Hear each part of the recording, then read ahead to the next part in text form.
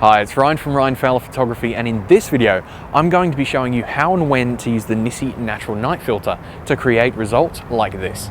So let's get into it.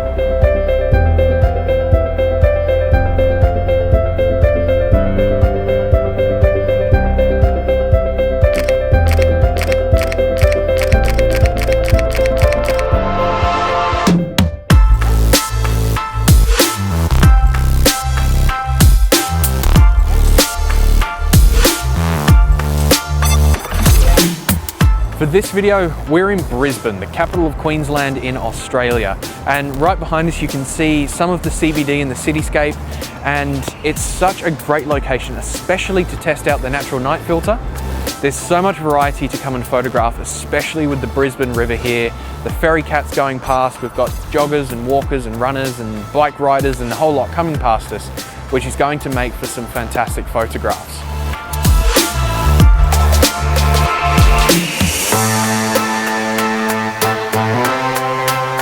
So the filter we're using tonight is the natural night filter, and it's the first filter in the NiSi range to be dedicated to night photography. So why is this so special? Well, the reason being is it's designed to cut undesired wavelengths of light that you get from artificial lights like this in a city, for example. Some undesired wavelengths would be things like mercury vapor, sodium, and low CRI streetlights. What does that mean in real terms? That means that haloing effect around streetlights or city lights, especially when they're really bright.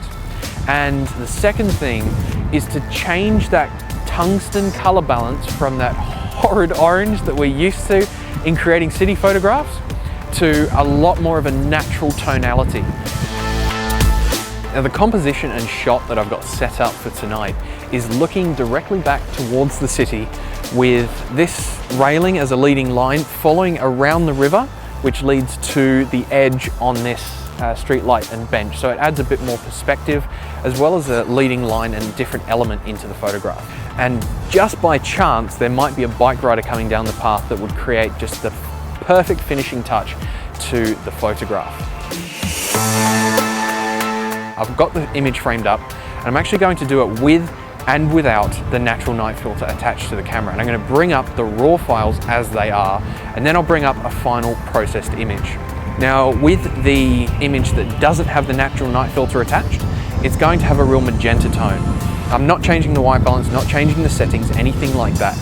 Then I'm going to bring up the image with the natural night filter, and you're going to see a lot more correction in the tones and tonality.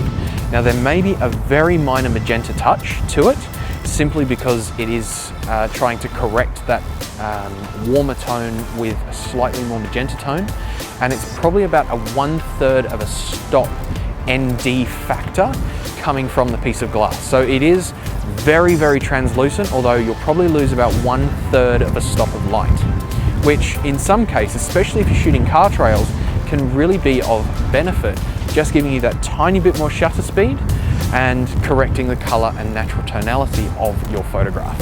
One last thing to mention is the white balance of your camera.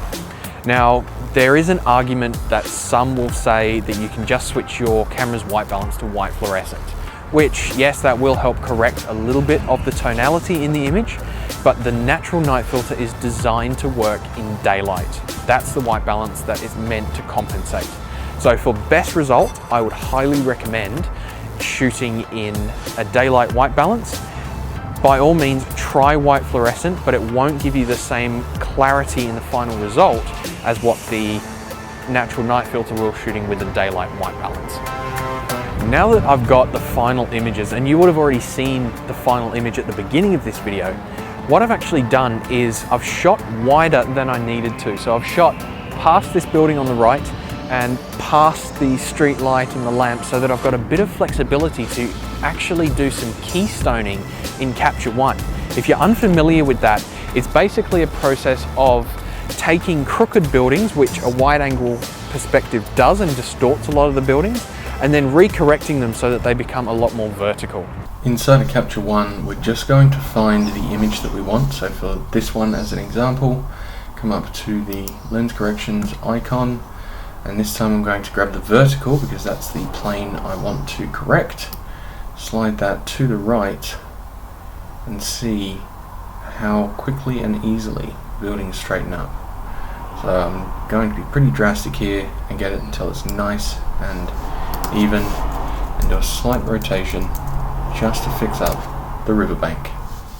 If you are interested in a filter, check out my website for NiSi filters available in Australia and the United States. Thanks so much for watching the video. If you enjoyed it, hit that thumbs up button, leave me a comment down below, hit the subscribe button with the bell icon so you don't miss a video as they're released. See you in the next one.